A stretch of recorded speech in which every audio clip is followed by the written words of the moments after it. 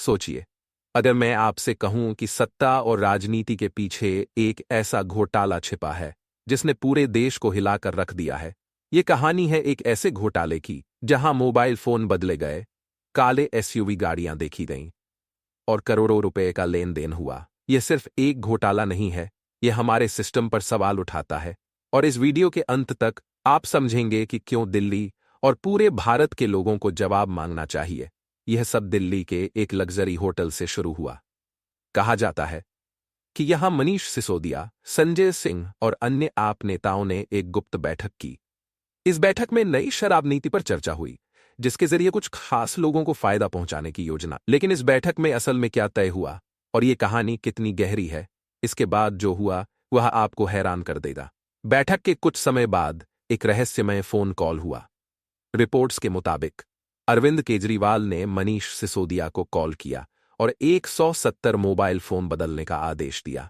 जी हां, 170 फोन या तो तोड़े गए या बदल दिए गए। लेकिन क्यों?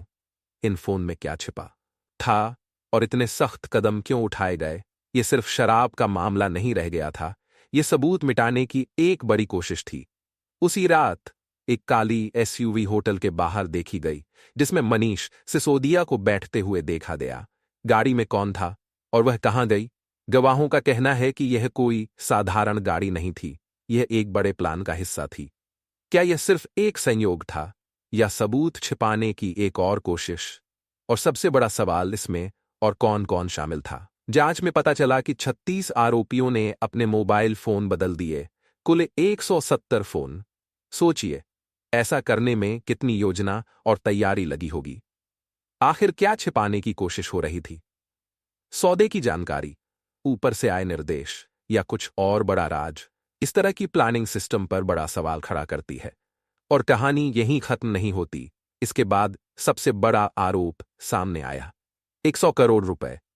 कहा जाता है कि अरविंद केजरीवाल ने पंजाब और गोवा से चुनावों के लिए 100 करोड़ रुपए मांगे।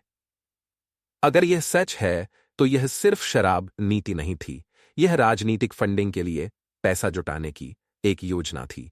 लेकिन यह पैसा कहां से आया और इसका बोझ किसने उठाया? जवाब साफ नहीं है, लेकिन सवाल गहरे हैं। कहानी का आखिरी हिस्सा है शराब माफिया की कथित भूमिका। आलोचकों का कहना है कि नई शराब नीति ने कुछ खास कंपनियों को फायदा पहुंचाया, जिससे आम जनता को नुकसान हुआ। कीमतें बढ़ी, प्रतिस्पर्धा कम हुई और करोड़ों का कमीशन लिया गया। क्या यह पॉलिसी जनता के लिए थी या निजी मुनाफे के लिए? और असल में किसे फायदा हुआ?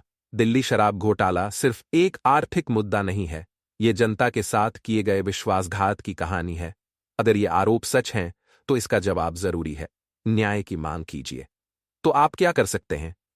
पारदर्शिता की मांग करें, न्याय की मांग करें, क्योंकि अगर हम चुप रहे तो सच के लिए कौन बोलेगा? दिल्ली शराब घोटाला हर नागरिक के लिए एक चेतावनी है। करदाता, मतदाता और इंसान के तौर पर हमारी आवाज मायने रखती है। जागरूक रहें, सतर्क रहें और सवाल पूछना बंद न करें। यह कहानी का अंत नहीं है, यह तो बस शुरुआत है। जुड़े रहें।